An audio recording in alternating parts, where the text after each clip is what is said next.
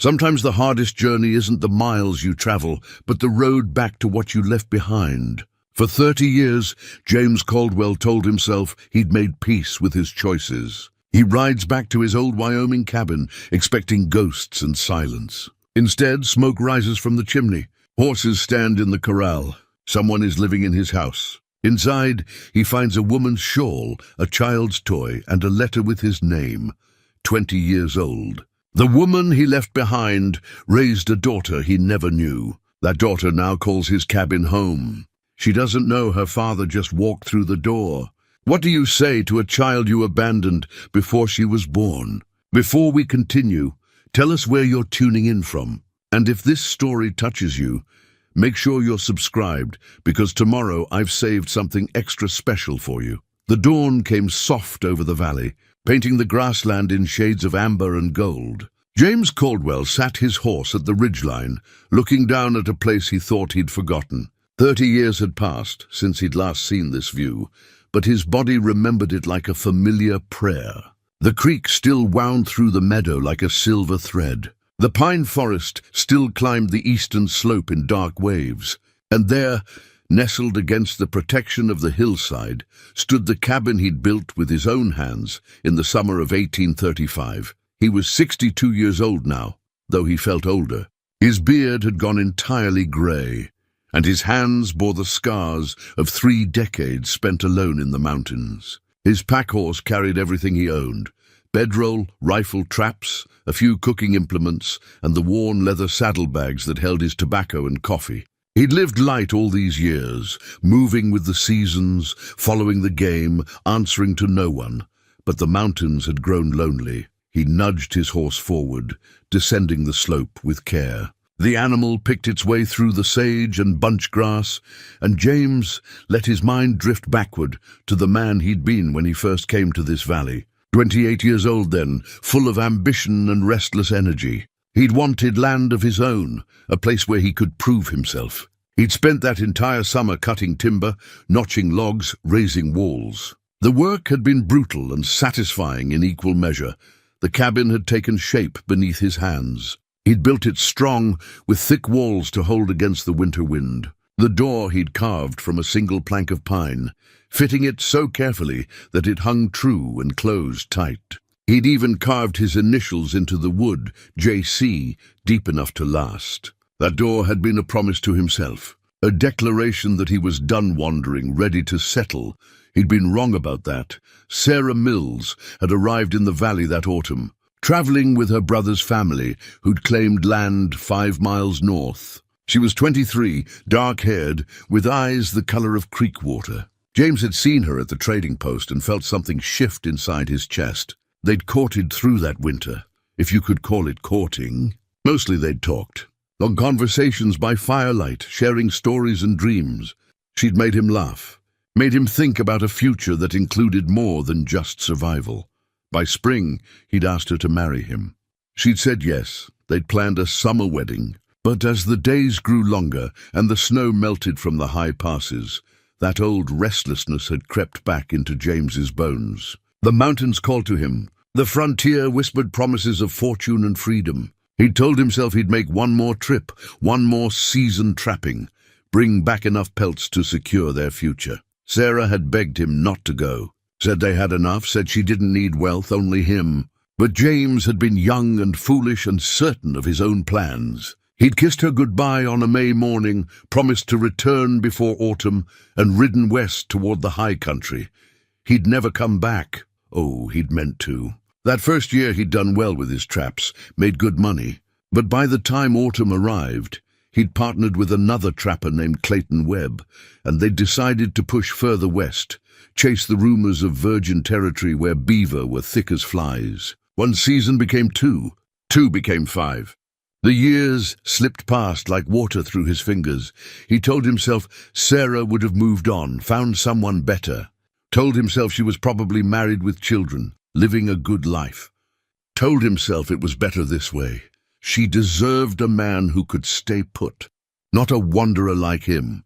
He'd lied to himself for 30 years. Now his horse brought him down into the meadow, and James felt his throat tighten. The cabin looked smaller than he remembered, but solid. Someone had maintained it. The logs had been re-chinked in places, the roof repaired with new shakes. The corral he'd built still stood, though the posts had been replaced, and there were horses in that corral. 3 of them, good stock. They lifted their heads as he approached, ears forward with mild curiosity. James pulled his horse to a stop 50 yards from the cabin, his heart hammering against his ribs. Smoke rose from the chimney in a thin grey column. Morning smoke from a fire just stoked to life. Someone was home. He sat there for a long moment, frozen between the urge to ride forward and the desire to turn around and disappear back into the mountains. This had been a mistake. Whatever he'd hoped to find here, closure perhaps, or forgiveness, it wasn't his to claim. He'd given up that right 3 decades ago, but then his eyes caught on the door. His door, the one he'd carved and fitted and marked with his initials. Time had weathered the wood to silver grey, but he could still see the careful work of his younger self. The door hung true, just as he'd made it. A man should be able to walk through a door he built with his own hands. James dismounted slowly, feeling his joints protest. He tied his horse to the corral fence and stood there, gathering his courage. The morning air smelled of pine and wood smoke and the clean scent of the creek. A magpie called from somewhere in the trees. The world felt suspended, waiting. He walked toward the cabin, his boots crunching on the gravel path. Someone had laid that gravel, kept the weeds from growing. Someone had swept the porch clean. Someone had hung a pot of wildflowers beside the door, blue columbine and Indian paintbrush. James reached the porch steps and paused. The boards looked new, replaced within the last few years. But when he set his foot on the first step, he felt it settle with the same slight give he remembered. The second step was silent, just as he'd planned it. The third creaked. He'd never fixed that. The door had a latch now instead of the leather string he'd used. A real iron latch, well made. He reached for it, then stopped. What was he doing? He couldn't just walk into someone's home. Even if he'd built it, even if his initials were still carved in the wood, it wasn't his anymore. He'd abandoned it. Abandoned everything. James stood on the porch, his hand hovering near the latch, and for the first time in 30 years, he didn't know what to do. Then he noticed the leather saddlebag hanging from a peg beside the door. A woman's bag, small and well-worn, and through the window he'd fitted with real glass, carried all the way from Fort Laramie, he could see into the main room. The interior was neat, cared for. His old table still stood in the center of the room, though someone had sanded it smooth and oiled the wood. A woman's shawl lay draped over one of the chairs, deep blue wool. On the mantel above the fireplace sat a small wooden horse, carved with skill and care. A child's toy, and beside the toy a stack of letters bound with string. James felt his chest constrict. He reached for the latch again, and this time his hand didn't hesitate. The door opened smoothly, swinging inward on hinges that barely whispered. The cabin smelled like cedar and bread and lamp oil. James stepped inside, removing his hat instinctively. The morning light slanted through the window, illuminating dust motes in the air. Everything was familiar and foreign at once. His walls, his floor, his fireplace, but filled with a life he'd never known. He moved to the table, his boots loud on the floorboards. The shawl was soft beneath his fingers, well made. Beside it lay a mending basket with a half-finished shirt. Women's work, domestic and patient. On the mantel he picked up the wooden horse. It fit in his palm perfectly, carved from pine, with a flowing mane and proud stance. The work was excellent, better than he could do. Someone had taken time with this, had cared about getting it right. Then he saw the letters. They were old, the paper yellowed with age. The string that bound them had faded from red to pale pink. James set down the horse and picked up the stack with trembling hands. The top letter was addressed in a woman's careful script. James Caldwell, General Delivery, Fort Bridger, Wyoming Territory. The postmark read, April 1845, 20 years ago. Below it, another letter with the same handwriting, same destination. Then another, and another. A dozen letters, all addressed to him, all from different years, spanning from 1845 to 1850, all marked Return to sender. James sank into the chair, the letters heavy in his hands. His vision blurred. He blinked hard and opened the first letter, the paper crackling softly. My dearest James, I write to you hoping this letter finds you well. It has been 3 months since you left, and I have news that cannot wait. I'm with child, James, our child. I did not know when you departed, but I am certain now. I do not write this to call you back out of obligation, but because I believe you would want to know. Perhaps you are already on your way home. Perhaps this letter will reach you in time. I will wait for you. The cabin is ready. Our child will be born in winter. Yours always, Sarah. James couldn't breathe. The words swam before his eyes. A child, their child. He'd had a child. His hands shook as he opened the second letter, dated 6 months later. My dearest James, I have a daughter, Emma Sarah Caldwell. She was born 3 weeks ago in the deep snow, healthy and strong. She has your dark hair and my eyes. I am writing to every fort and trading post I know, hoping one of these letters reaches you. Please come home. Please meet your daughter. We are well. My brother helps when he can. I've learned to manage on my own, but oh, James, I miss you terribly. Sarah. The third letter was dated a year after that. Then 2 years. The tone shifted gradually from hope to sadness to resignation. Sarah had kept writing, kept trying, but none of the letters had found him. He'd been too far in the backcountry, too removed from civilization, moving from one isolated camp to another.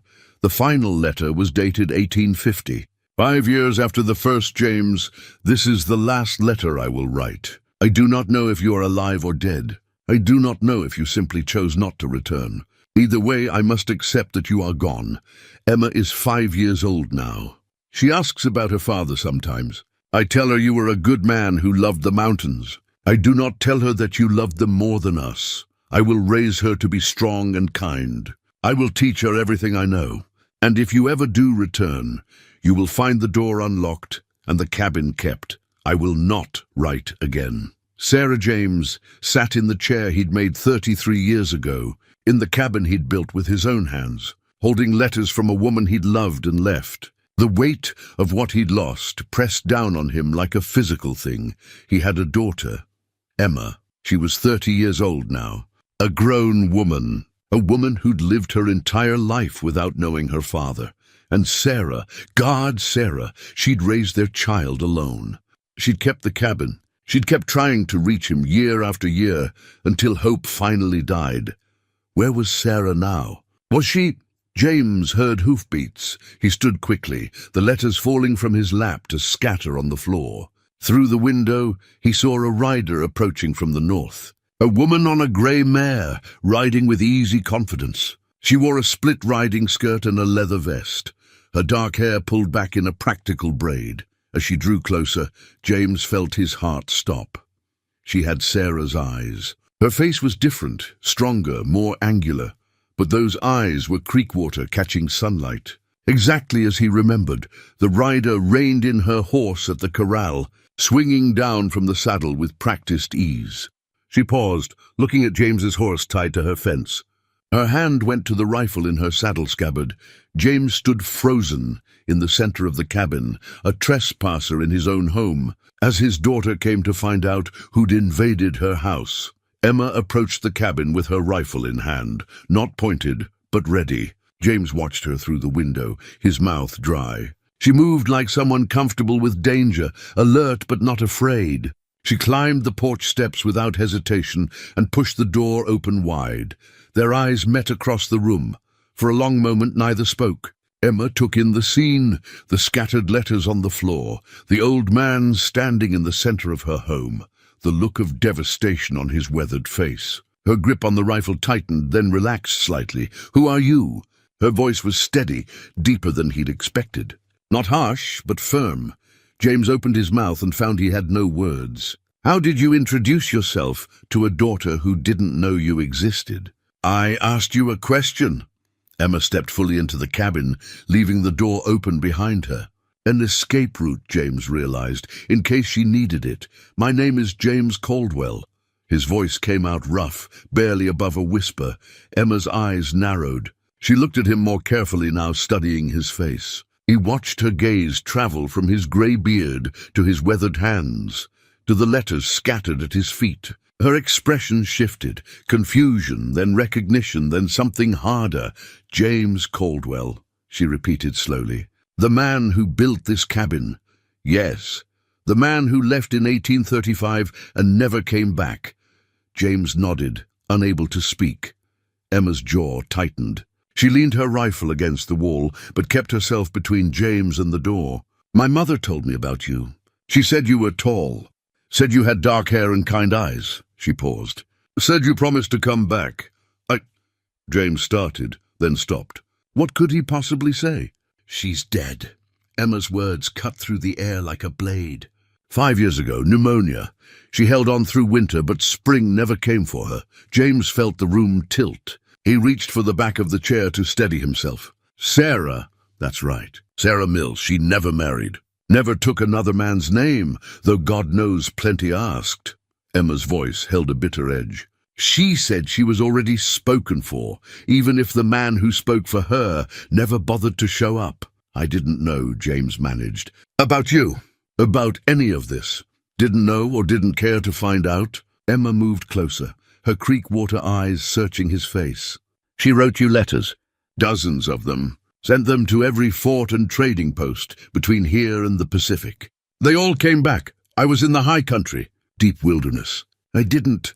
James gestured helplessly at the letters on the floor. "I never received them. Never knew she was trying to reach me." Emma knelt and gathered the letters carefully, her movements precise. She held them against her chest like something precious. She kept these, all of them, tied them up and put them on the mantel, where she could see them every day. She looked up at James. "She never stopped hoping you'd come back." "I'm sorry." The words felt pathetically inadequate. "Sorry." Emma stood, setting the letters back on the mantel beside the wooden horse. 30 years late, but sorry. James flinched at the accuracy of her aim. "I was young and foolish. I convinced myself she'd be better off without me, that she'd find someone more dependable. She found herself," Emma said quietly. "She learned to trap and hunt. She learned to deliver calves and mend harness and shoot straight. She learned to read sign and track game. She survived because she had to." Emma turned to face him fully. "And she raised me to do the same."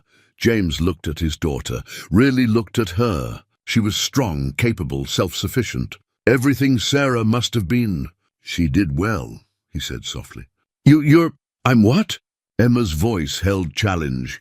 "You're remarkable." Emma's expression flickered, something vulnerable crossing her face before her defenses went back up. "I'm my mother's daughter. I don't know what I am to you." James nodded slowly. "That's fair. I have no right to claim anything." "No," Emma agreed. "You don't." She moved to the fireplace, stirring the coals absently. "Why are you here?" "After all this time, why now?" "I got old," James said simply. "The mountains got lonely. I started thinking about the choices I'd made, the things I'd left behind. I thought maybe I could see this place one more time before—" He shrugged. "I didn't expect anyone to be here. Where else would I be?" Emma asked. "This is my home. My mother built a life here after you left. She ran a way station for travelers, earned respect, made this cabin mean something." She gestured around the room. "Everything you see she did. The repairs, the improvements, the garden out back. You built the shell, but she made it a home." James absorbed this, feeling the weight of Sarah's strength and his own failure. "She was always better than me." "Yes," Emma said bluntly. "She was." They stood in uncomfortable silence. James noticed details now that he'd missed before. The bookshelf Sarah must have built, filled with volumes she'd collected over the years. The iron stove in the corner, much better than the open hearth he'd left. The braided rug beneath the table, made from scraps of fabric, each color telling a story. "There's something else you should see." Emma walked to the corner of the cabin, to the spot where James had built a small storage closet. She knelt and pried up one of the floorboards, reaching into the space beneath. When she straightened, she held a leather-bound book. "What is that?" James asked. "Her journal?" Emma held it out to him. "She started it the year I was born. Kept it until the year she died." James's hands trembled as he took the book. The leather was soft with age, the pages thick. He opened it carefully to the first entry, written in Sarah's careful hand. December 15th, 1835. Emma was born today at dawn. She is perfect. 10 fingers, 10 toes, lungs strong enough to wake the dead. I held her and wept, wishing James could see her, wishing he could know the miracle we made together. James closed his eyes against the surge of emotion. When he opened them, Emma was watching him with an unreadable expression. "You can read it if you want," she said quietly. "It's mostly about me growing up. But there are parts about you too. Things she remembered. Things she wished she could tell you. I don't deserve—" "No, you don't," Emma cut him off. "But maybe you need to know what your leaving cost. What you missed." She moved toward the door.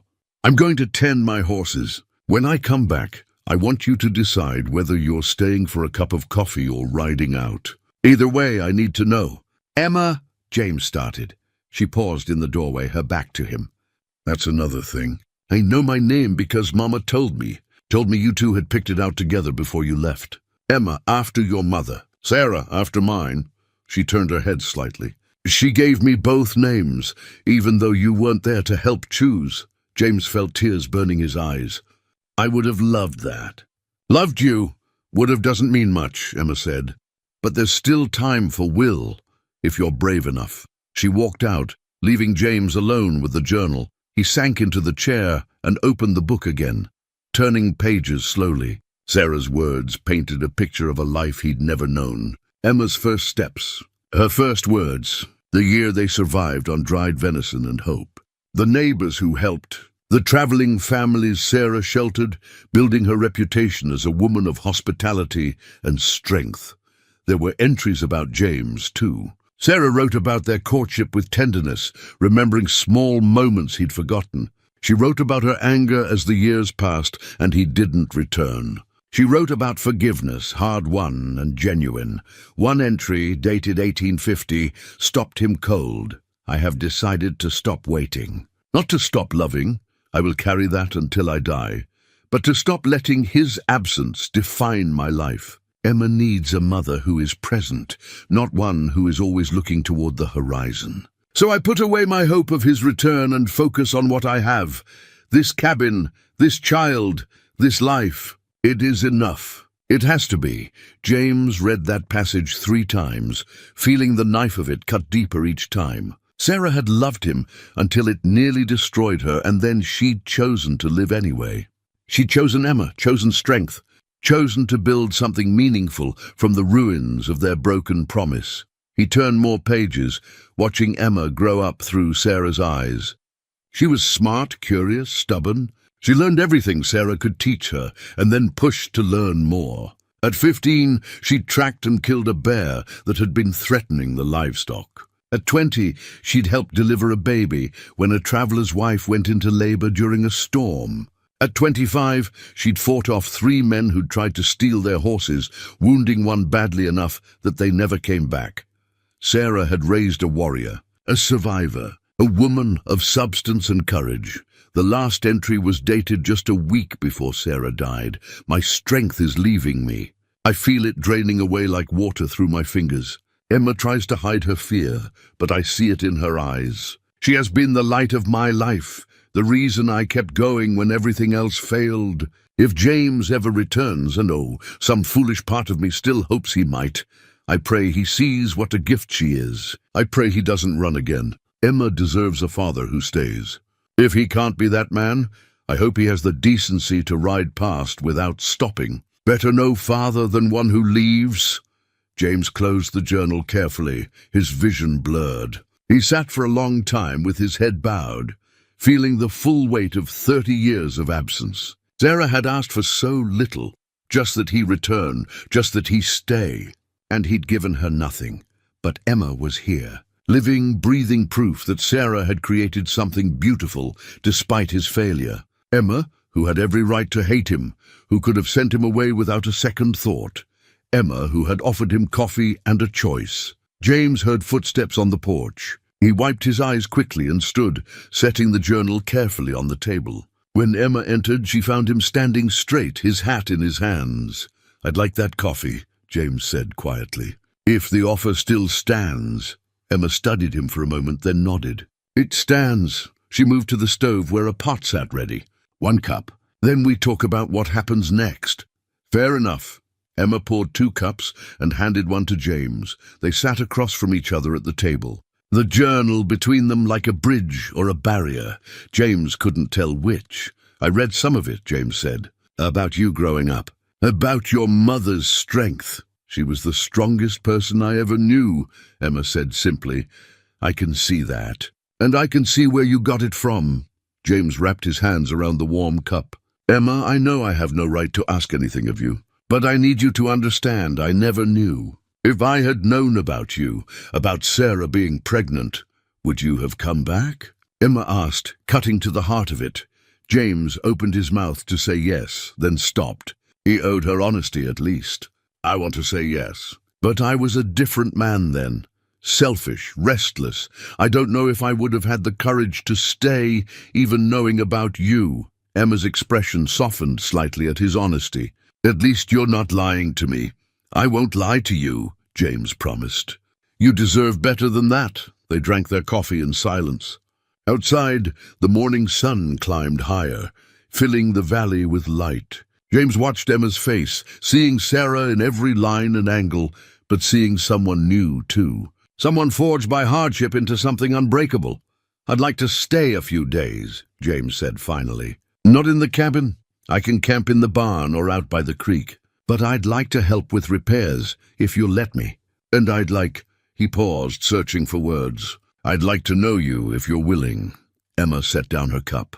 "Why?" "Because you're my daughter," James said. "Because I already lost 30 years. Because maybe, if you'll give me the chance, I can be the father I should have been from the start." "That's a lot of maybes," Emma observed. "It's all I've got." Emma rose and walked to the window, looking out at the valley. James waited, hardly breathing. Finally she turned back to him. 1 week, she said. "You can stay 1 week. Sleep in the barn. Help with the work. We'll talk when the work is done. After that," she shrugged. "We'll see." James felt relief flood through him. "Thank you." "Don't thank me yet," Emma said. "And don't mistake this for forgiveness. I'm just curious, I guess. But the man my mother loved enough to wait 30 years for. I'll try to be worthy of that curiosity," James said. Emma almost smiled. Almost. "The barn's out back. There's clean straw and a water pump. Supper's at sundown if you want to join me." "I will," James said. "Thank you, Emma." She nodded once, then turned back to her work. James collected his things and walked out to move his horse, carrying Sarah's journal with him like a sacred text. As he settled into the barn, spreading his bedroll in the clean straw, he felt something he hadn't felt in 3 decades. Hope. It was fragile and uncertain, but it was there. Emma had given him a week. 7 days to prove he was more than the man who'd left. 7 days to show her he could stay. 7 days to try to earn back what he'd thrown away so carelessly all those years ago. James lay back on his bedroll and stared up at the barn rafters. Sarah's words echoing in his mind. Better no father than one who leaves. He wouldn't leave. Not this time. Whatever it took, whatever Emma needed from him, he would stay. He'd failed Sarah, but maybe, just maybe, he could find a way not to fail their daughter. Outside, the sun climbed toward noon, and in the cabin, Emma stood at the window watching the barn, her arms crossed. Her heart heavy with questions she wasn't sure she wanted answered.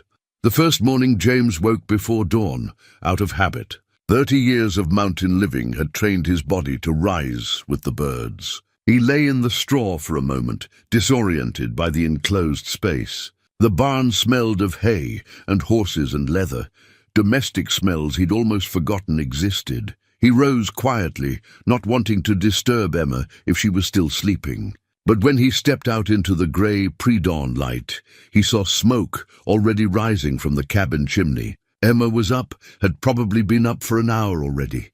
James walked to the creek and washed his face in the cold water, then made his way to the corral. Emma's 3 horses stood dozing, barely acknowledging his presence. Good animals, well cared for. He checked the fence posts, finding several that had started to rot at the base. An easy fix. Dig them out, replace them with fresh timber from the pine forest on the slope. He was carrying tools from the barn when Emma emerged from the cabin with 2 cups of coffee. She handed him one without a word, then stood watching him work. "Fence posts are going," James said, feeling the need to explain.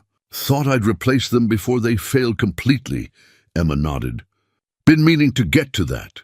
Haven't had time." They drank their coffee in silence. The sun broke over the eastern ridge, flooding the valley with golden light. James remembered mornings like this, 33 years ago. The promise each day held. The satisfaction of honest work ahead. "I'll need to cut timber," he said. "Pine, probably. Let it season a bit in the sun before setting it. Take what you need." Emma finished her coffee and handed him the empty cup along with hers. "I've got work of my own today.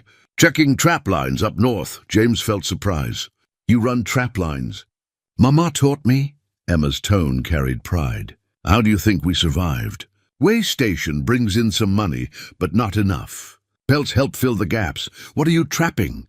"Beaver, mostly. Some marten and fox. Nothing like the old days," Mama said, "but enough." Emma headed toward the barn. "I'll be gone most of the day. Help yourself to what you need."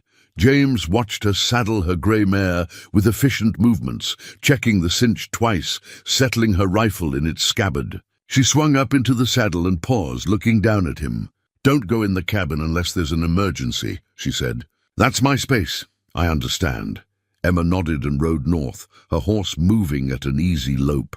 James stood watching until she disappeared into the tree line, then turned back to his work. He spent the morning cutting timber, selecting straight young pines, and felling them with careful aim. The work was familiar, satisfying. His muscles remembered the rhythm of it, the swing of the axe, the bite into wood, the smell of fresh sap. By midday, he had 6 good posts cut and stripped, laid out to dry in the sun. He ate a simple lunch of jerky and hardtack from his supplies, then turned his attention to digging out the rotted posts. The ground was harder than he expected, packed and settled by years of Wyoming weather. His back protested the work, reminding him he wasn't 28 anymore. But he kept at it, finding satisfaction in the honest ache of labor. As he worked, his mind drifted to Sarah. She would have done this work herself if Emma hadn't been here to help. Would have swung the axe and dug the holes and set the posts, because that's what survival demanded. The image of her, older, weathered, strong, haunted him. He wished he could have seen her one more time, wished he could have told her he was sorry, that he'd been a fool. The sun was starting to descend when Emma returned. James heard her horse before he saw her, and he straightened from his work, wiping sweat from his forehead. She rode into the yard with 3 beaver pelts tied to her saddle, her expression satisfied. "Good day?" James asked. "Good enough." Emma dismounted and began untying the pelts. "You've been busy. Still got 2 more posts to set, but I'll finish tomorrow." James nodded toward the pelts. "Those are fine specimens." Emma glanced at him. "You know beaver?" "I'd trapped them for 30 years. James moved closer, examining the pelts without touching. "Those are prime.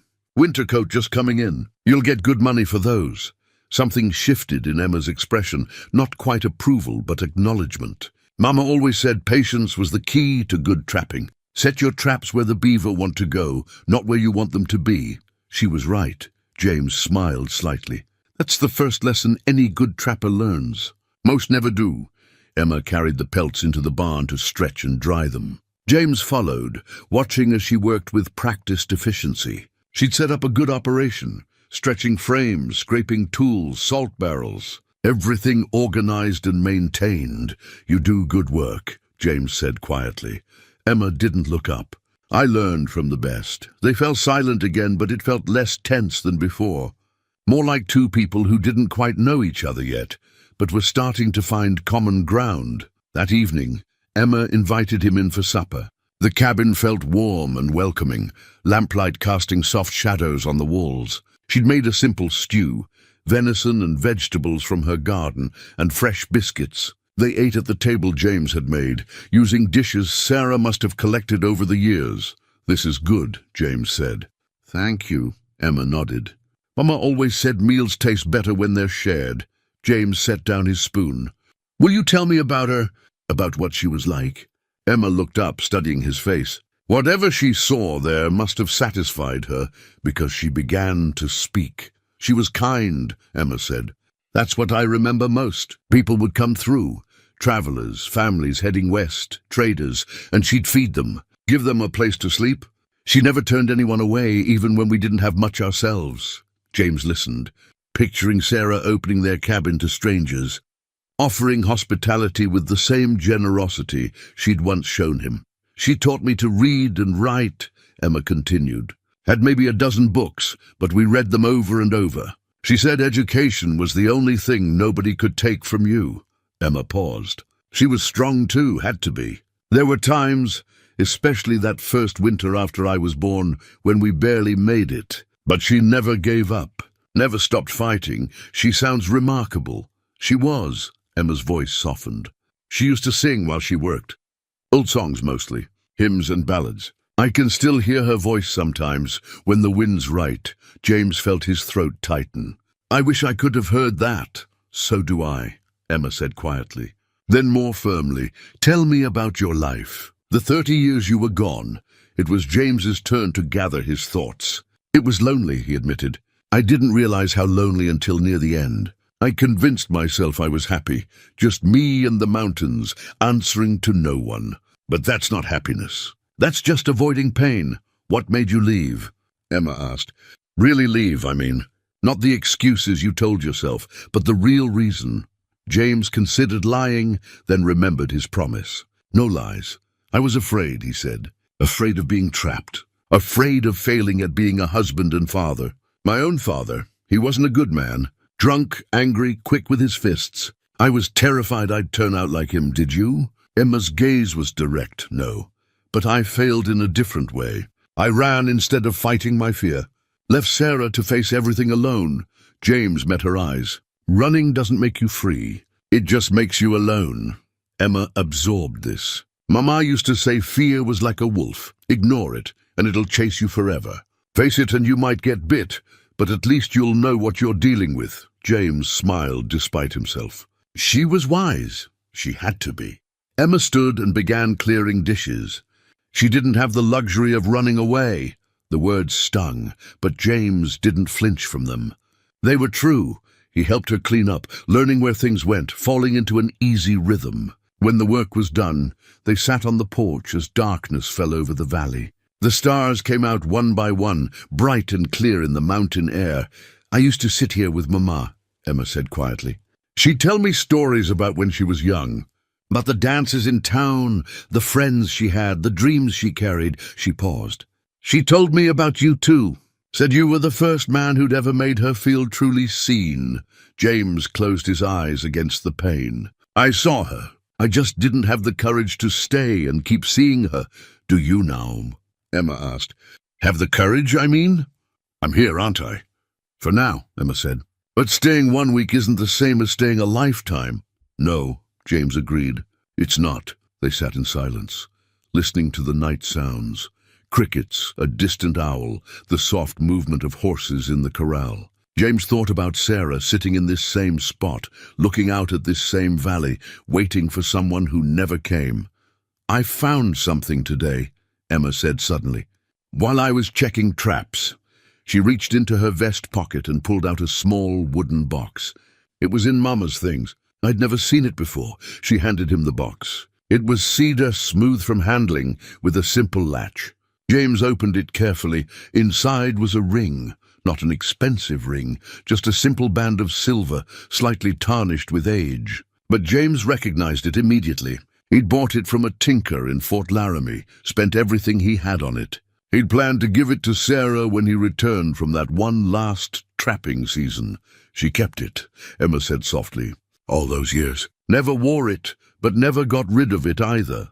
James held the ring carefully, remembering the weight of his plans, his promises, his failures. I meant to give this to her, he said. Meant to marry her proper, with a ring and ceremony and everything she deserved. But you didn't, no. I left it in my pack when I rode out. Told myself I'd give it to her when I got back. James turned the ring slowly between his fingers. One more broken promise. Emma took the box back but left the ring in James's palm. Maybe you should keep it. A reminder. Of what?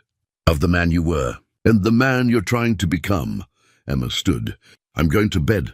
You know where the barn is? James nodded, pocketing the ring carefully. Emma, thank you. For today. For giving me this chance. She paused in the doorway. Don't thank me yet. We still have 6 days to go. After she went inside, James sat alone on the porch for a long time, the ring heavy in his pocket. He thought about Sarah wearing it in her mind, if not on her finger. Thought about the life they should have had, the family they should have been. Finally, he rose and made his way to the barn. As he settled into his bedroll, he pulled out the ring and held it up to the moonlight streaming through the cracks in the walls. The silver gleamed softly, still beautiful after all these years. He closed his fist around it and made a silent promise to the woman who'd kept it for him. I'll do better, Sarah. I'll be the father Emma deserves. I won't run anymore. In the cabin, Emma stood at the window watching the barn. She held her mother's journal open to a page near the end, reading by lamplight. If James ever comes back, I hope Emma has the wisdom to see past my hurt to the good man I once knew. I hope she gives him a chance, even if I couldn't. Love shouldn't die just because I did. Maybe it can live on in them if they're brave enough. Emma closed the journal slowly. I'm trying, Mama, she whispered. I'm trying to be brave enough. She blew out the lamp and went to bed. But sleep was a long time coming. Outside, the valley settled into night, and 2 people, father and daughter, strangers and family, lay awake under the same stars, wondering if redemption was possible and what it might cost to find out. 3 days passed in a rhythm of work and careful conversation. James finished the fence posts and moved on to other repairs. Reshinging part of the roof, fixing a loose board in the porch, clearing brush from around the cabin to reduce fire risk. Emma watched his progress with quiet approval, and gradually the walls between them began to lower. On the 4th morning, Emma found James examining the attic ladder. Something wrong? She asked. Rungs are loose, James said. Mind if I go up and check the structure? Emma hesitated, then nodded. Just be careful. Some of the boards up there might not hold. James climbed carefully, testing each rung. The attic was dim and dusty, filled with the accumulated treasures and necessities of 30 years. He moved slowly, letting his eyes adjust, mindful of where he stepped. That's when he saw it. In the corner, covered with an old blanket, sat something wooden. James moved closer and pulled back the cloth, his breath catching. It was a cradle, hand-carved from pine, with smooth rockers and high sides. The work was beautiful, careful and loving, every edge sanded smooth, every joint fitted perfectly. On the headboard, carved in delicate letters, was a name, Emma Sarah Caldwell. James knelt beside the cradle, running his fingers over the wood. He could see Sarah's work in every curve and line. She'd made this while pregnant, preparing a place for their daughter to sleep. Made it alone through the long winter nights, singing to the child growing inside her. I see you found it, James startled. Emma had climbed up without him hearing, standing now at the top of the ladder. She made this. James's voice was hoarse. Emma nodded, moving to kneel beside him. She started it the day after you left. Worked on it all through her pregnancy. Said every baby deserved a proper cradle. James traced the carved letters of Emma's name. It's beautiful. She told me she'd sing to me while she carved. Old lullabies her mother sang to her. Emma touched the smooth wood. This was the first thing I knew of her love. Before I could see or speak, I was rocked in something she'd made with her own hands. She must have been so scared, James said quietly. Pregnant, alone, me gone. She was terrified. Emma's voice was soft. I found her journal entries from that time. She wrote about the fear of childbirth, of winter, of raising a child without help. But she wrote about hope too. About how every kick I gave her reminded her she wasn't really alone. That she was building a family, even if it was just the 2 of us. James felt tears on his face and didn't wipe them away. I should have been here. Yes, Emma agreed simply. You should have. They sat in silence, both touching the cradle Sarah had made. Outside, morning birds sang and the sun climbed higher. Did she rock you in this? James asked. Every night until I was too big. Emma smiled slightly. She said I was a fussy baby. Only way to get me to sleep was rocking and singing. She'd spend hours up here, walking the floor with me, humming until I finally gave in. James imagined it, Sarah tired and alone, pacing the attic floor with their daughter in her arms, giving everything she had to keep their child safe and loved. The image broke something inside him. "I'm so sorry," he whispered. "I'm so sorry I left her." "Left you both?" Emma was quiet for a long moment. When she spoke, her voice was gentler than he'd heard it. "Mama used to say sorry was like planting a seed. It's necessary, but it's not enough. You have to water it with action, tend it with time, before it grows into something real." James looked at her. "I don't know if I have enough time to make this right." "Maybe not," Emma said. "But you can try. That's more than you did before." She stood and moved back toward the ladder. "Bring it down if you want. Might as well have it where it can be seen instead of hidden up here." After she descended, James sat alone with the cradle for a few more minutes. He examined every detail. The way Sarah had carved small flowers into the headboard, the smooth perfection of the rockers, the sturdy joints that had held strong through 30 years. This was love made visible. This was what he'd walked away from. He carried the cradle down carefully, one rung at a time, and set it in the corner of the main room near the fireplace. Emma watched from the kitchen area but said nothing. That afternoon, they worked together for the first time. A traveling family had sent word ahead that they'd be arriving by evening. A couple with 3 children, heading west to Oregon Territory. Emma explained that the way station was, how she and Sarah had survived all these years. $1 a night for a family, 50 cents for a single traveler, meals included. "We'll need to prepare the bunkhouse," Emma said. "Fresh straw, water, firewood. And I'll need to cook enough for 7. I can help," James offered. Emma studied him, then nodded. "All right. Start with the bunkhouse. It's the small building behind the barn." James found the bunkhouse well maintained, but dusty from disuse. He swept it out, laid fresh straw on the sleeping platforms, filled the water barrel, and stacked firewood by the small stove. As he worked, he thought about Sarah doing this work year after year, welcoming strangers, offering hospitality and safety. She'd built more than just a way station. She'd built a refuge. When he returned to the cabin, Emma was preparing food. James watched her work, efficient, economical, stretching supplies to feed many from little. Another skill Sarah had taught her. "Can I help?" James asked. "Peel these." Emma handed him a basket of potatoes and a knife. They worked side by side, falling into an easy rhythm. James peeled while Emma chopped vegetables and seasoned a large pot of stew. The domesticity of it struck him. This was what life could have been. Simple tasks shared, comfortable silence between partners. "You do this often?" James asked. "Have travelers through?" "Few times a month, more in summer." Emma stirred the pot. "Mama built a good reputation. People knew they'd be safe here, fed well, treated fairly. Word spreads on the frontier. She was building a legacy. She was building a life," Emma corrected. "A good one. Honest work, honest dealings." She was proud of what she'd made here. The family arrived just before sunset. Tom and Mary Henderson, with their children aged 7, 5, and 3. They were dusty and tired from travel, their wagon packed tight with everything they owned. James watched Emma greet them with warm efficiency, showing them to the bunkhouse, explaining the facilities. The Hendersons joined them for supper, crowding around the table James had made. The children were shy at first, but Emma had a way with them, patient and kind, slipping the youngest child an extra biscuit when she thought no one was looking. "You've got a fine operation here," Tom Henderson said, his accent marking him as from back east somewhere. "Clean, safe, good food. Better than most places we've stayed." "My mother established it," Emma said. "I just try to maintain her standards." "She taught you well," Mary Henderson said, bouncing the youngest on her knee. "It's rare to find such hospitality on the trail." After the meal, the Hendersons retreated to the bunkhouse to settle their children for sleep.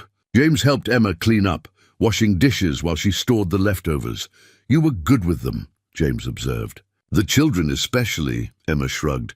"Mama always said children and animals could sense when someone genuinely cared. You can't fake kindness with them.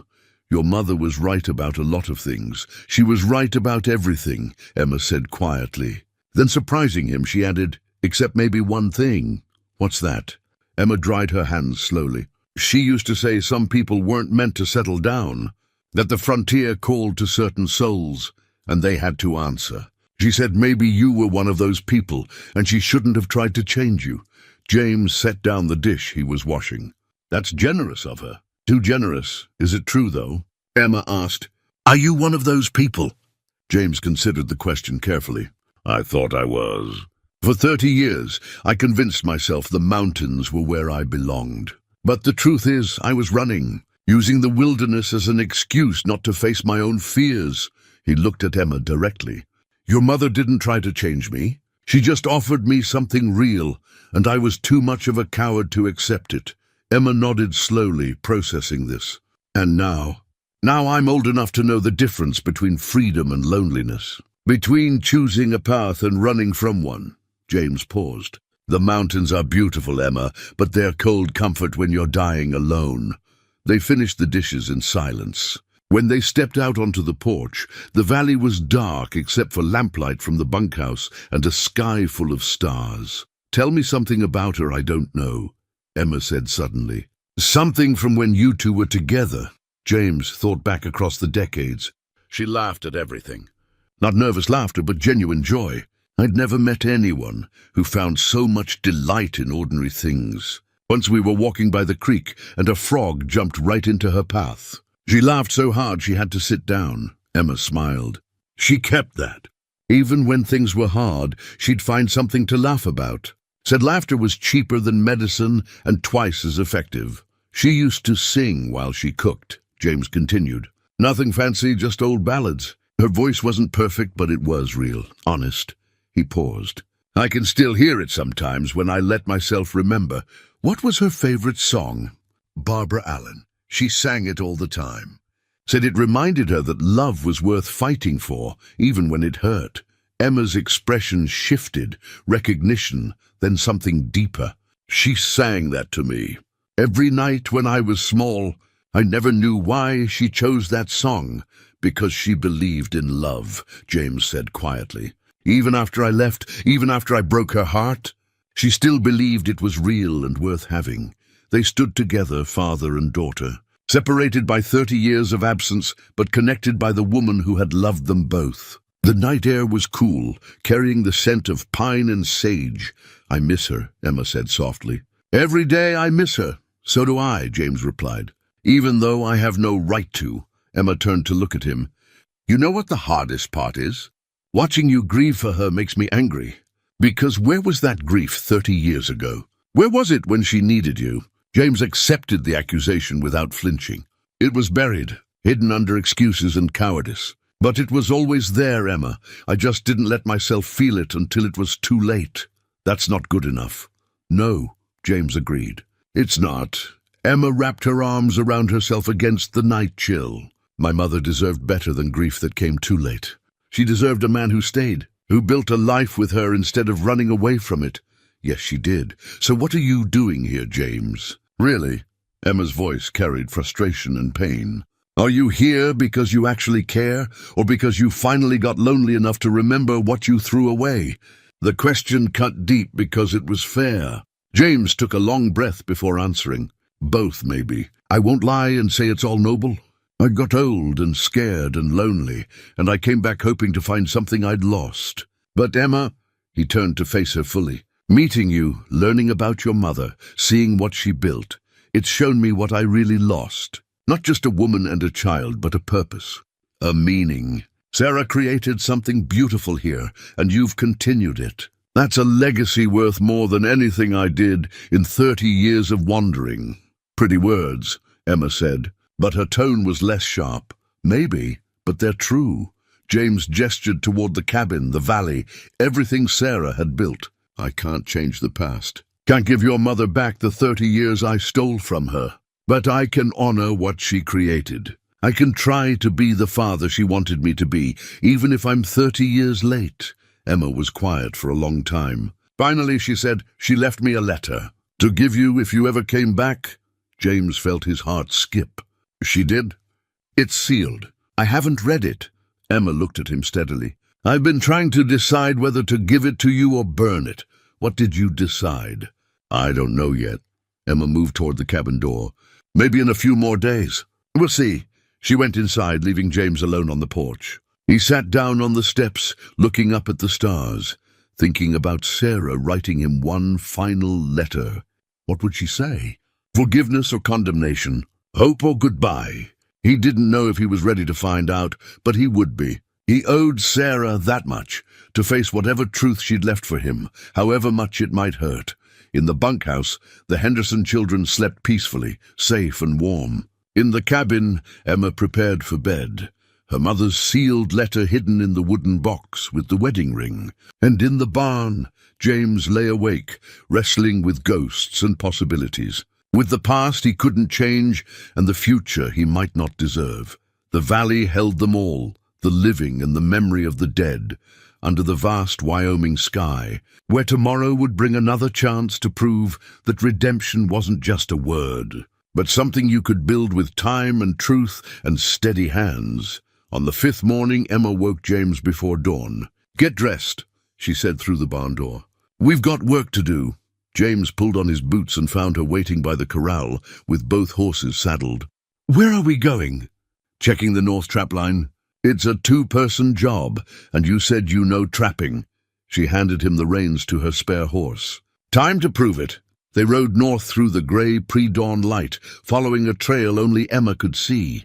James watched how she moved through the landscape, reading sign, noting changes, always aware of her surroundings. Sarah had taught her well. The first trap was empty, sprung by something too light to hold. Emma reset it with practiced efficiency. The second held a beaver, drowned and ready for skinning. James watched Emma work, seeing the respect she showed the animal even in death, wasting nothing, honoring the life taken. "Your mother taught you this?" James asked. "She taught me everything." Emma secured the pelt to her saddle. "Trapping, tracking, reading weather, reading people." She said survival wasn't about being strong. It was about being smart and staying humble. They continued up the line. At the fourth trap, they found something troubling. The trap had been disturbed, deliberately sprung and left. Emma knelt, examining the ground. "Someone's been here," she said quietly. "Boot prints, heading west." She looked up at James. "This is the third trap this week someone's messed with." "Competition?" James suggested. "Maybe. Or something worse?" Emma stood, brushing dirt from her hands. "There's been talk in town. Railroad surveyors in the area, looking at routes through the valley. Some folks think they're trying to push people out, make them give up their claims." James felt a chill that had nothing to do with the morning air. "They can't just take people's land. They can if nobody stops them." Emma's jaw set. "Mama fought off claim jumpers twice. Said this land was ours by right of occupation and improvement. But now with just me," she shrugged, "I'm not sure how long I can hold it." "How much land is yours?" "The original 160 acres Mama claimed in your name, plus another 80 she added through homestead rights." Emma gestured at the surrounding valley. "It's not huge, but it's good land. Water, timber, grazing. The kind of land a railroad might want." James looked at the valley with new eyes. This wasn't just Emma's home. It was Sarah's legacy, built acre by acre through decades of work. "We should head back," he said. "Figure out what to do about this." But Emma shook her head. "We finish the line first. That's what Mama always did. Finish the work at hand before worrying about tomorrow." They checked the remaining traps, finding 2 more beaver and 1 marten. Emma worked with quiet concentration, and James found himself falling into old rhythms, using skills he hadn't needed in years. By the time they headed back, the sun was high, and James felt the ache of good work in his muscles. "You're not bad at this," Emma admitted as they rode. "For someone who's been out of practice. Some things you don't forget." James paused. "Emma, about the land. If someone's trying to push you out, you're going to need help. I can take care of myself. I know you can. But that doesn't mean you should have to." James guided his horse closer. "Your mother built something here. You've continued it. That's worth protecting." Emma glanced at him. "What are you saying?" "I'm saying I'm still here. My week isn't up yet, and even after it is..." James hesitated. "I'd like to stay longer." If you'll have me, Emma rode in silence for a long moment.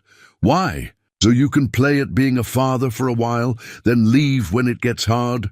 The words stung, but James kept his voice steady. I deserve that. But no, I want to stay because this is where I should have been all along. Because you're my daughter and this was Sarah's home. Because maybe I can finally do something right. Maybe isn't good enough. Then I'll make it certain, James said firmly. I'm not leaving, Emma, not unless you tell me to go. Emma studied his face, searching for something. Whatever she saw must have satisfied her, because she nodded slowly. All right, we'll see.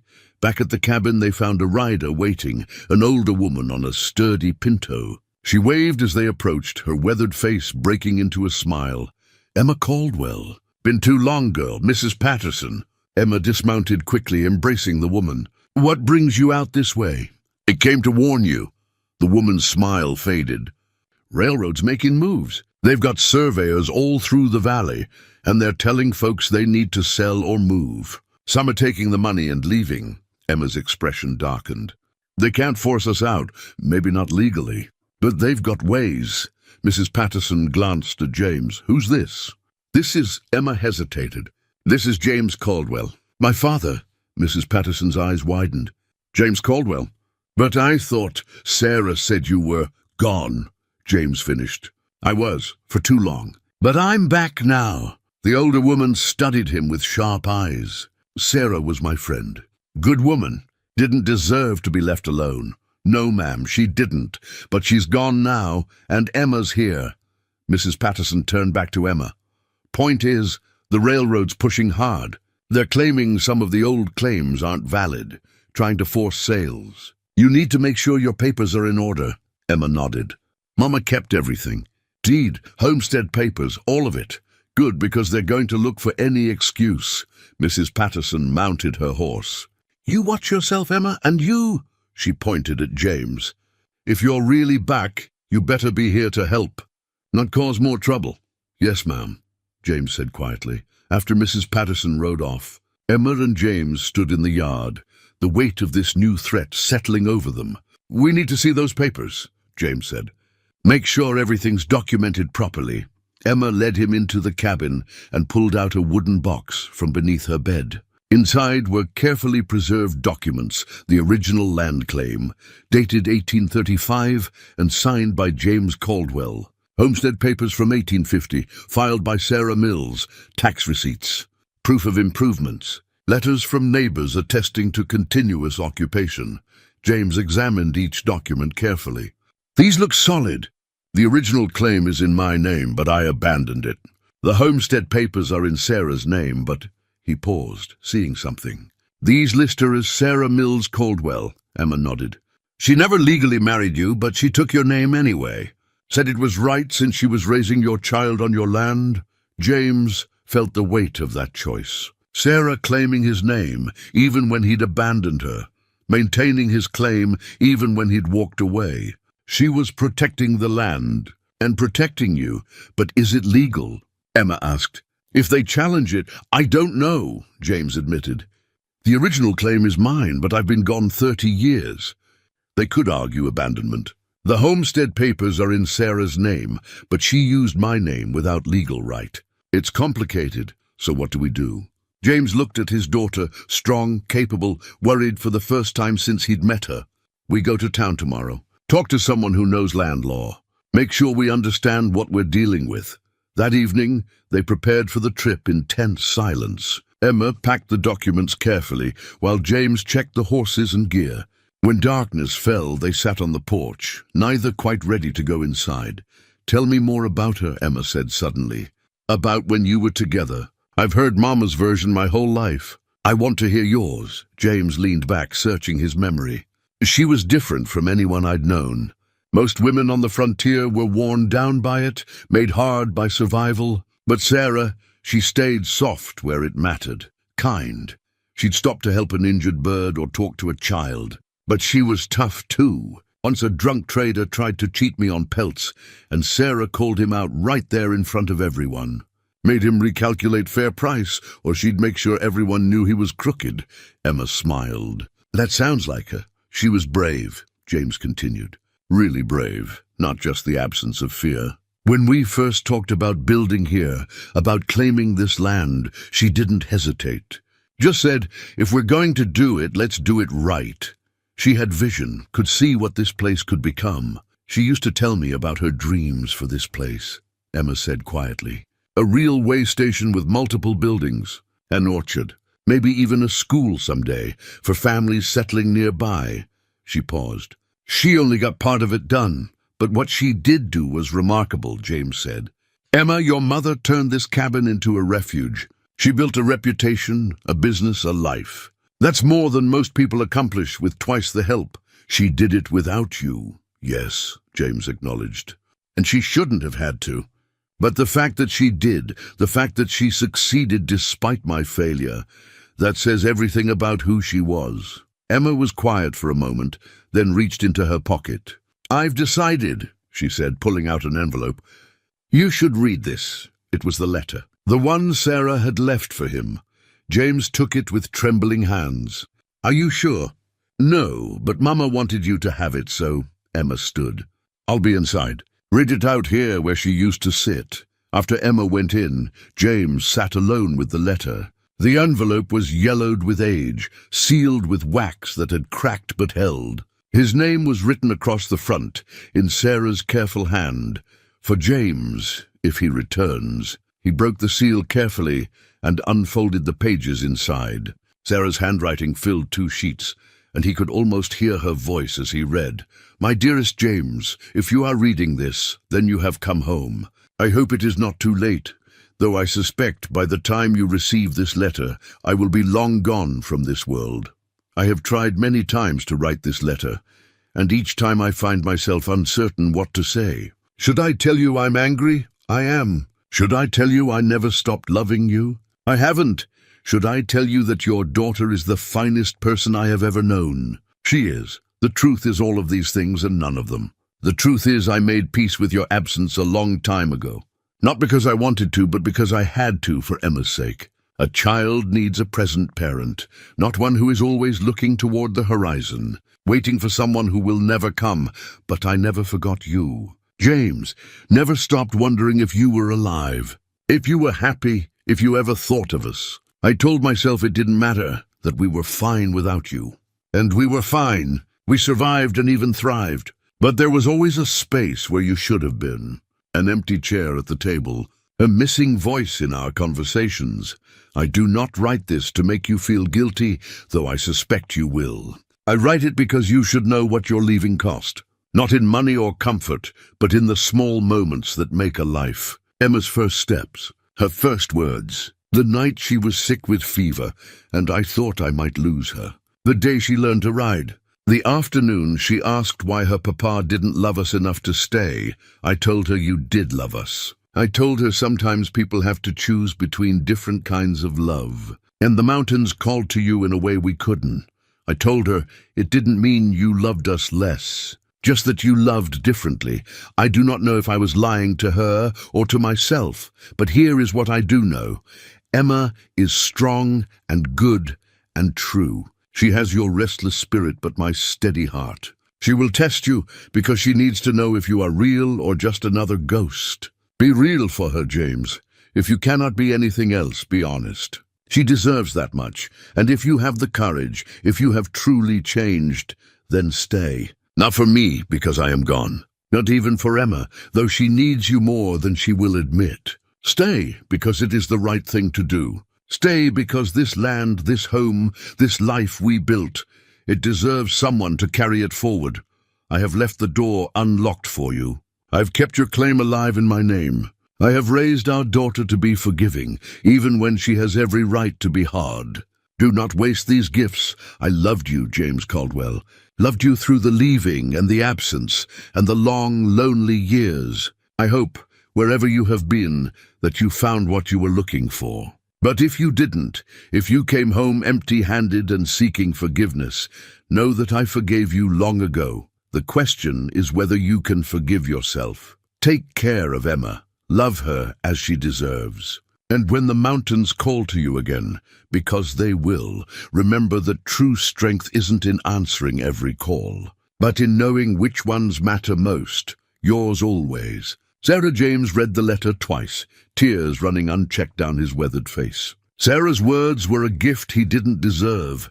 Forgiveness offered freely, love given without condition, hope extended beyond death. She had seen him clearly, understood his weaknesses, and still believed he could be better. The question is whether you can forgive yourself. Could he? Could he look at the life he'd lived, the choices he'd made, the woman he'd left and the child he'd never known, and find a way through the guilt to something resembling peace? He didn't know, but Sarah had given him a path. Be real, be honest, stay. Simple instructions that would take everything he had to follow. James folded the letter carefully and held it against his chest. "I'll try," he whispered to the darkness, to Sarah's ghost, to the valley that had witnessed her struggle and his absence. "I'll try to be the man you believed I could be." Inside the cabin, Emma sat at the table with her mother's journal open before her.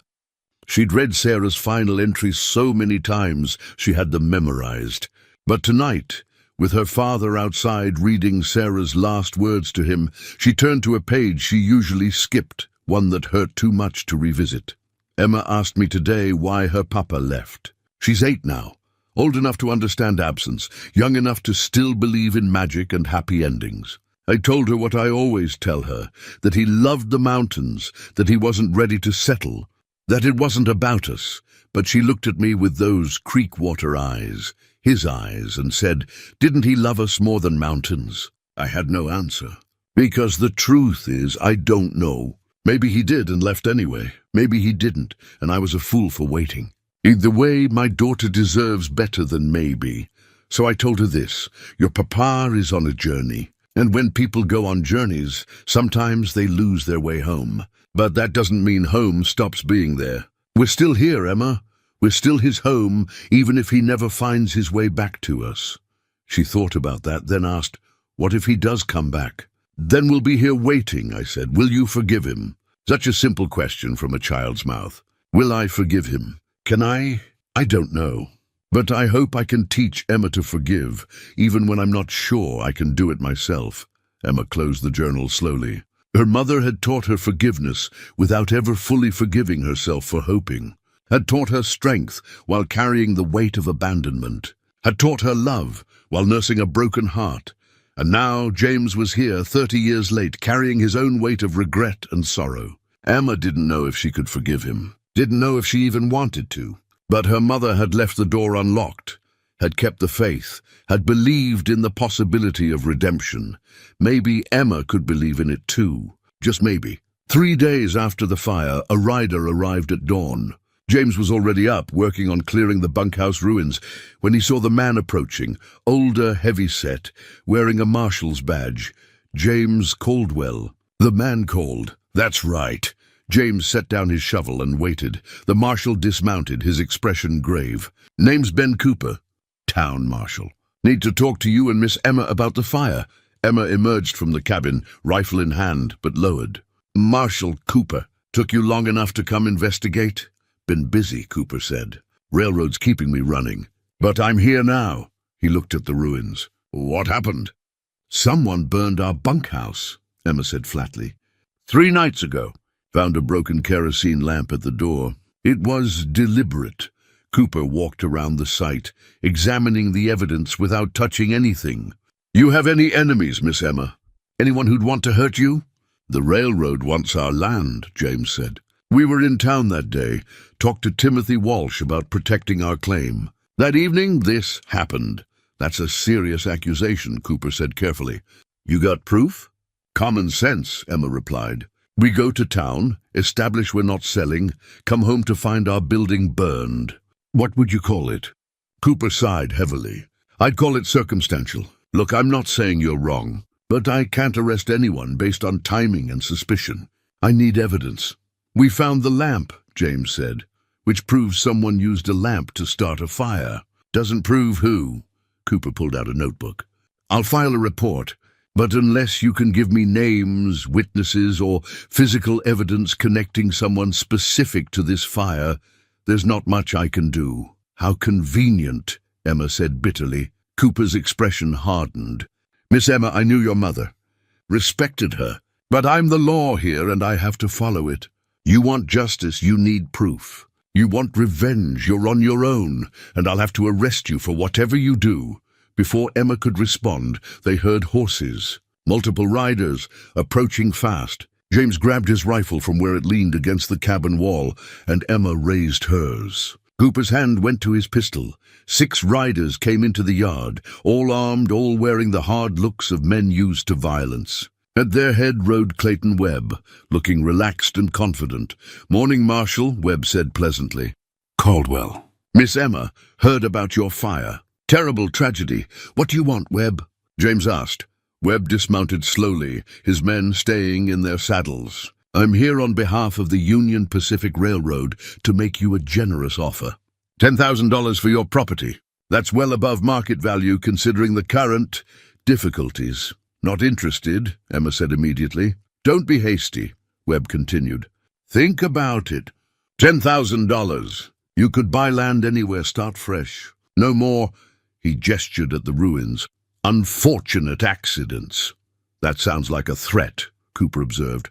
"Just an observation, Marshal." Webb's smile never wavered. "Accidents happen on remote properties. Fires, injuries. Would be a shame if Miss Emma got hurt because she was too stubborn to accept a fair offer." James stepped forward, his rifle held casually but ready. "We're not selling. Now get off our land." Webb's smile finally faded. "You should think carefully, James. You've been gone a long time. Things have changed. The frontier's not what it was. Progress is coming, and people who stand in its way get crushed. Marshal Cooper's right here," James said. "You threatening us in front of the law?" "No threat," Webb said smoothly. "Just stating facts. The railroad needs this land for their route. They'll get it eventually, through purchase or other means. I'm trying to save you the trouble of the other means." "Noted," Emma said coldly. "Now leave." Webb remounted his horse, his men closing ranks around him. "You've got 3 days to reconsider. After that, the offer drops to 5,000. "After a week," he shrugged. "Well, accidents get more common the longer people hold out."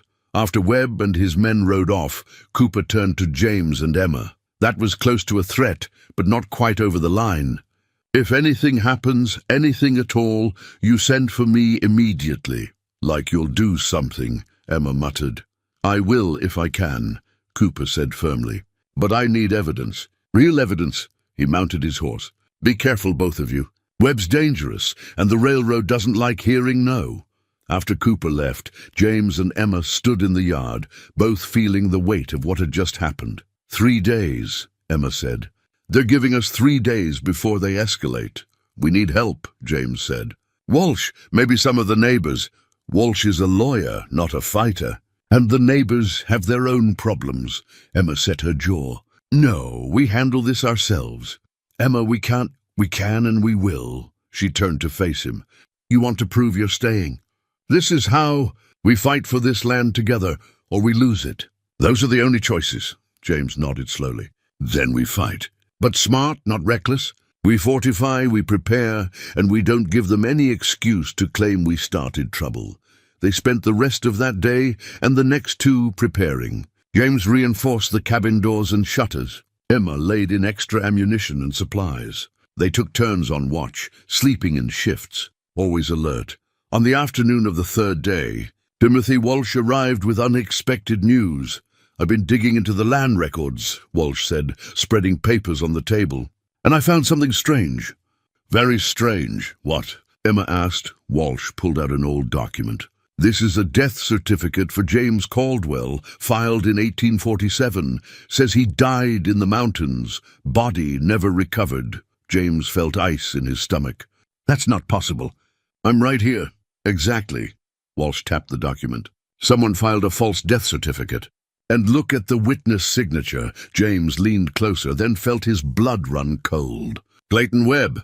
Webb declared you dead," Walsh said quietly. 8 years after you left. He filed papers claiming to have been with you when you died, witnessed your burial.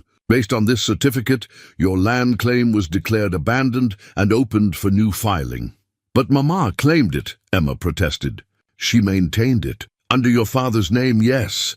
But legally, if James was dead, she had no right to file in his name. Her claim could be considered fraudulent. Walsh looked at them seriously. This is what the railroad will use. They'll argue that the entire claim has been invalid since 1847. But I'm not dead, James said, anger rising. I'm right here. That certificate is a lie. Proving that in court will be difficult, Walsh warned. Webb's testimony from 1847 versus your word now.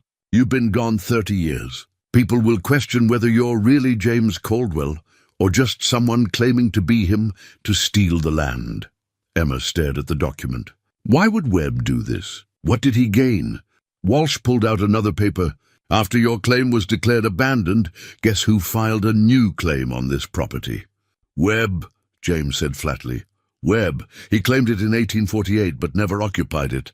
Probably couldn't because Sarah was already here and wouldn't leave.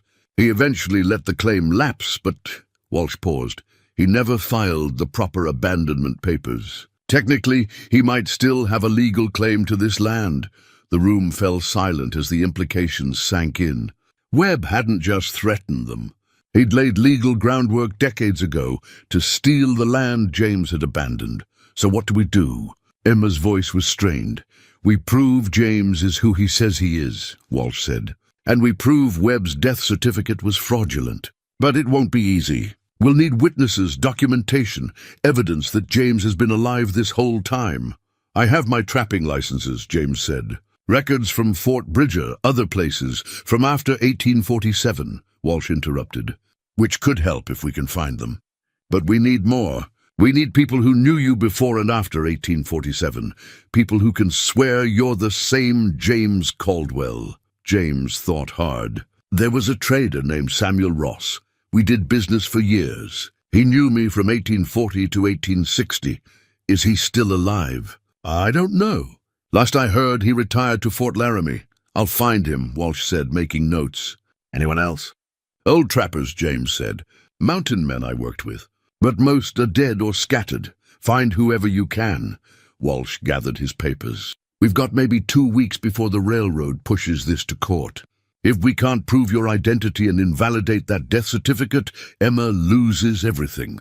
After Walsh left, Emma and James sat in heavy silence. The fight for their land had just become far more complicated than either had imagined. I'm sorry, James said quietly.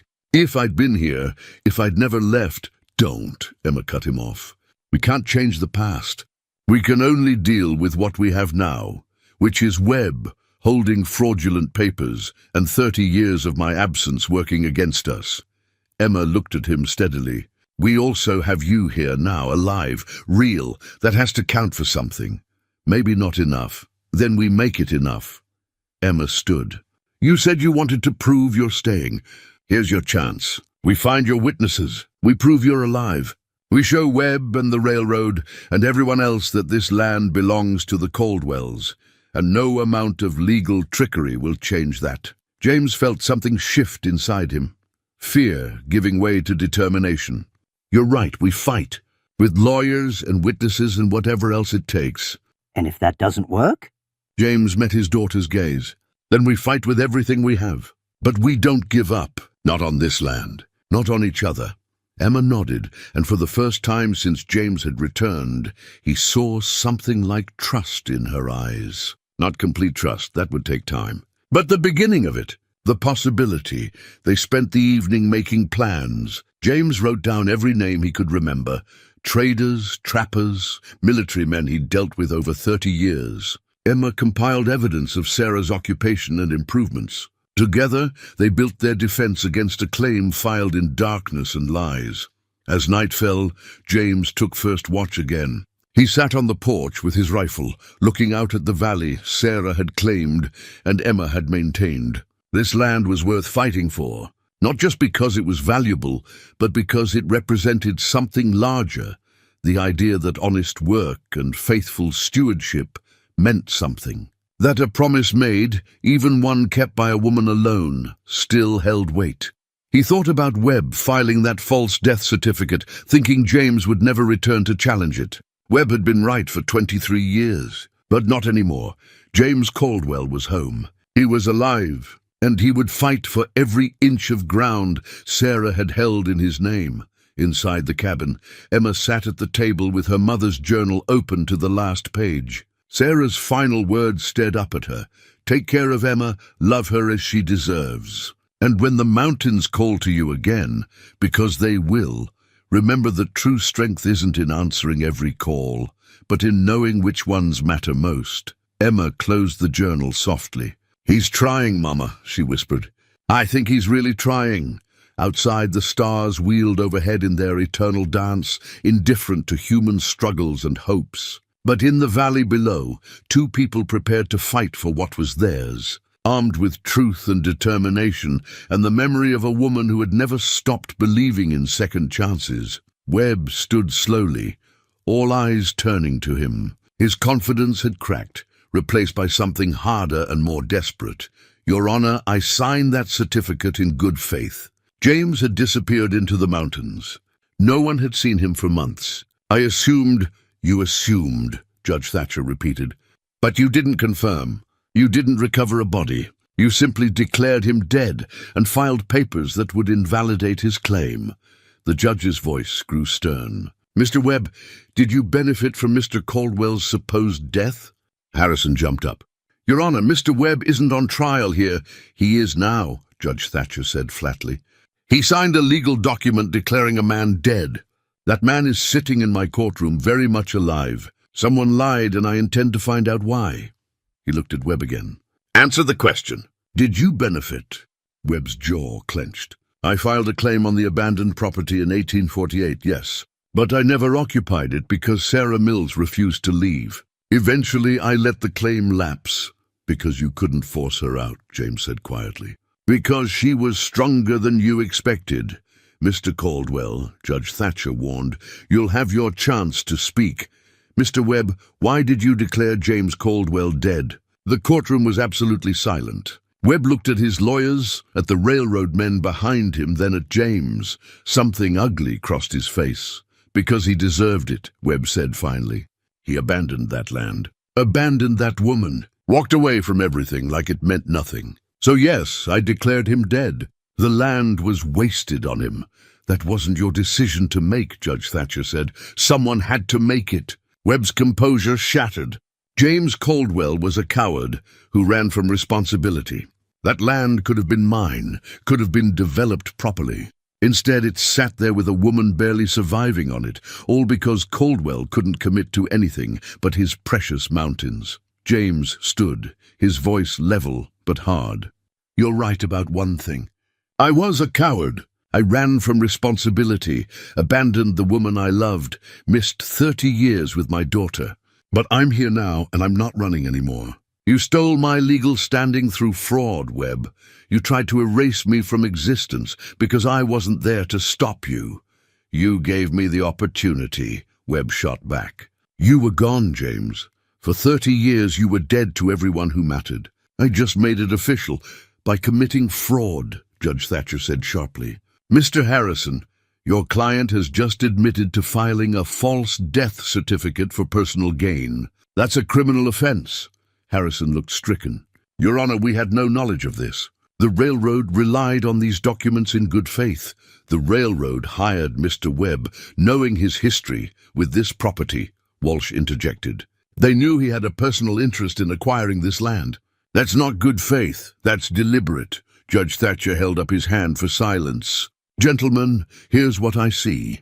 James Caldwell filed a legitimate claim in 1835. He abandoned that claim, which was wrong but not illegal. Clayton Webb filed a false death certificate in 1847, which is illegal. Sarah Mills Caldwell maintained the property for 30 years in James's name, which shows clear intent to preserve the claim for her family. James Caldwell is now returned and can prove his identity through multiple witnesses and documentary evidence." He looked at Harrison. "The railroad's case rests on a fraudulent document. That's not a valid basis for claiming property. Mr. Caldwell, stand please." James stood, his heart pounding. You abandoned this land for 30 years. That shows poor character and poorer judgment. But thanks to Sarah Mills Caldwell's faithful stewardship, the claim was never truly abandoned. She improved it, occupied it, and paid taxes on it in your name. In the eyes of the law, that constitutes continuous family occupation. Judge Thatcher picked up his gavel. Therefore, I rule that the original claim remains valid. The property belongs to James Caldwell and his heir, Emma Caldwell. The death certificate filed by Clayton Webb is declared fraudulent and void. All subsequent claims based on that document are invalid. He brought the gavel down with a sharp crack. Mr. Webb, I'm referring your case to the Territorial Marshal for prosecution on charges of fraud and false documentation. Mr. Harrison, the railroad's petition to acquire this property is denied. The courtroom erupted. Emma grabbed James's arm, tears streaming down her face. Walsh was shaking hands with Marcus and Samuel Ross. Across the aisle, Webb sat frozen, his face ashen, while Harrison gathered papers with sharp, angry movements. Judge Thatcher banged his gavel again. Order! This hearing is concluded. As people filed out, Webb caught James's eye. For a moment, raw hatred flashed between them. Then Webb turned and walked away, flanked by railroad lawyers already planning his defense. Outside the courthouse, Emma threw her arms around James in a fierce embrace. We won! Papa, we won! It was the first time she'd called him that. James held his daughter, feeling 30 years of absence and guilt begin to crack under the weight of this moment. Earned, real, true. Your mother won, James said quietly. She's the one who held the claim all these years. She's the one who never gave up. She knew you'd come back, Emma said, pulling away to look at him. Somehow she knew. Mrs. Patterson pushed through the crowd, her sons behind her. Emma, James, well done indeed. Others came forward, neighbors, townsfolk who'd known Sarah, people who'd been watching the railroad's expansion with worry. They shook James's hand, congratulated Emma, praised Walsh's legal work. Marcus clapped James on the shoulder. You did it, old friend. Sarah would be proud. Sarah would say it took me long enough, James replied, but he was smiling. Samuel Ross joined them. Glad I could help. That Webb always was a snake. Good to see him get what's coming. As the crowd thinned, Walsh pulled James and Emma aside. You should know, the railroad won't give up. They'll appeal, try other routes, maybe even attempt to buy neighboring properties to pressure you. This victory is real, but the fight isn't over. We know, Emma said. But we're ready. Together, James added, meeting his daughter's eyes. Walsh nodded, satisfied. Together. That's good. That's what Sarah would have wanted. They rode home in the afternoon sun, all four of them. James, Emma, Marcus, and Samuel Ross, who'd agreed to stay a few days before heading back to Fort Laramie. The valley looked different to James now, more vivid somehow. This was his land, his daughter's inheritance, Sarah's legacy, and he would protect it. Back at the cabin, Emma prepared a celebratory meal while the men unsaddled horses and told stories on the porch. James found himself laughing, really laughing, for the first time in longer than he could remember. As evening fell and Marcus and Ross retired to the barn, Emma and James sat alone on the porch. The stars emerged one by one, ancient and constant. What happens now? Emma asked. We rebuild, James said. The bunkhouse first. Then maybe expand. Add another building, get the way station running at full capacity again. Build what your mother dreamed of building, and you'll stay, even though it's settled, even though the fight's over. James looked at his daughter, Sarah's daughter, and felt certain of something for the first time in 30 years. I'm not staying because of the fight, Emma. I'm staying because this is home. Because you're here. Because I spent 3 decades looking for something I'd already found and thrown away. Emma reached into her pocket and pulled out the silver ring. Mama wanted you to have this. So do I. James took the ring, feeling its weight, not just metal but promise, commitment, the future he'd once been too afraid to claim. He slipped it onto his finger, where it fit perfectly after all these years. Thank you, he said softly. Emma rested her head on his shoulder, and they sat together under the stars Sarah had watched alone for so long. The valley was quiet, except for the creek's gentle murmur and the horses settling for the night. Peace, hard-won and real, settled over the land like a blessing. Inside the cabin, on the mantel beside the wooden horse Emma had played with as a child, Sarah's final letter lay folded. Its words had been read, its wisdom accepted, its forgiveness claimed. James Caldwell was home. Not the cabin, though that mattered. Not the land, though that mattered too. He was home in the only way that truly counted. Accepted by his daughter. At peace with his past, ready for whatever future they would build together. And somewhere, in whatever place holds the spirits of the departed. Sarah Mills, Caldwell smiled. 6 months passed like water over stones, steady, shaping, transforming. Winter came to the valley with its blanket of snow, then melted into spring. And now summer warmed the land that James and Emma had fought so hard to keep. The new bunkhouse stood completed, larger than the old one, with room for multiple families. James had built it with his own hands, Emma working beside him, and together they'd raised walls that would stand for decades. The sign above the door read what Emma had carved with careful letters, Caldwell Station, Esther 1835. Below that, in smaller script, founded by Sarah Mills Caldwell, James stood in the yard at sunset, watching Emma work with a young horse in the corral. She had her mother's patience, her mother's gentle firmness. The horse, a wild Mustang she'd traded for, was learning to trust, step by careful step. "She's got your touch," Marcus called from the porch, where he sat smoking his pipe. The old trapper had stayed on through winter, claiming he was too old for another season in the high country. James suspected he simply wanted company, wanted to be part of something living and growing, instead of slowly fading alone in a mountain cabin. "She's got Sarah's touch," James corrected.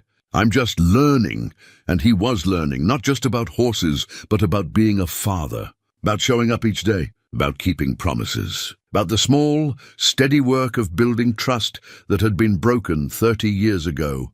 A wagon appeared on the eastern road, the third family this week seeking shelter at Caldwell Station. Word had spread that Emma Caldwell ran an honest way station with good food and safe lodging. The business Sarah had started was thriving under Emma's care. "With James's help, I'll get them settled," James said, walking to meet the wagon. The family was young, husband, wife, 2 small children, heading to Oregon Territory, hoping for land of their own. They looked exhausted and weary, the way all travelers looked after weeks on the trail. "Welcome to Caldwell Station," James said warmly. "You folks look like you could use a hot meal and a soft bed." The woman's face brightened with relief. "We heard this was a good place to stop. Best place between here and Fort Bridger," James said with pride. "My daughter runs it. Come on, let's get you settled." As he led them to the bunkhouse, James caught Emma watching him from the corral. She smiled, that smile that still surprised him, still felt like a gift he didn't quite deserve, and nodded approval. That evening, after the travelers were fed and bedded down, Emma and James sat on the porch, as had become their custom. Marcus had retired early, leaving them alone with the soft sounds of night settling over the valley. "Letter came today," Emma said, pulling an envelope from her pocket. "From Walsh. The railroads dropped all appeals. They're routing through the southern pass instead." "It's over, Papa, really over." James felt relief wash through him. "Sarah would be proud of you. Of how you fought for this place." "We fought," Emma corrected. "Together." "Together," James agreed.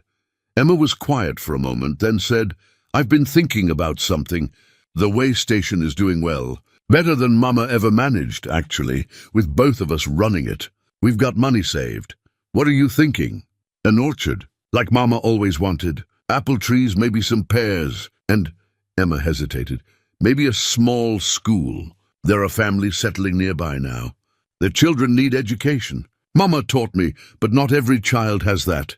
James felt something warm expand in his chest.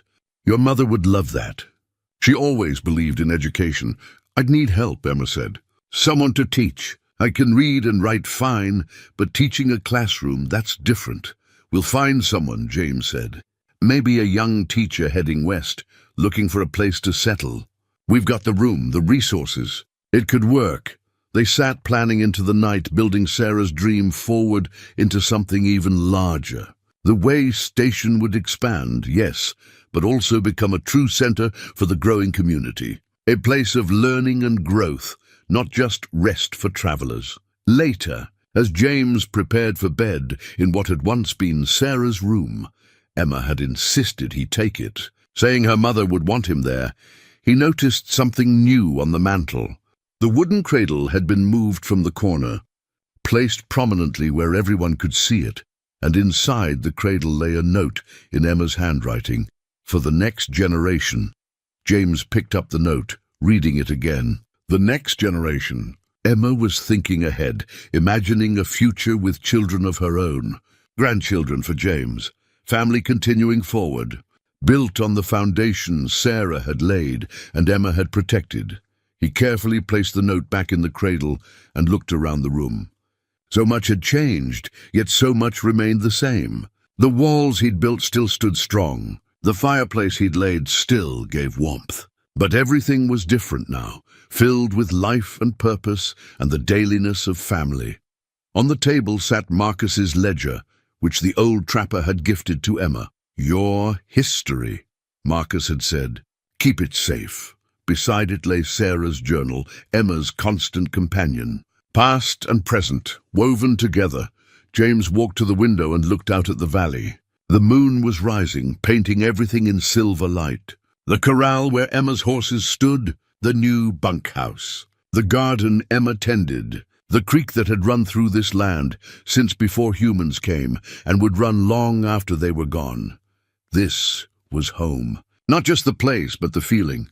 The belonging, the purpose. He thought about the man he'd been 30 years ago, restless, afraid, running toward emptiness while fleeing from everything that mattered. That man was gone, replaced by someone who'd learned too late but not too late what actually gives life meaning. A soft knock at the door.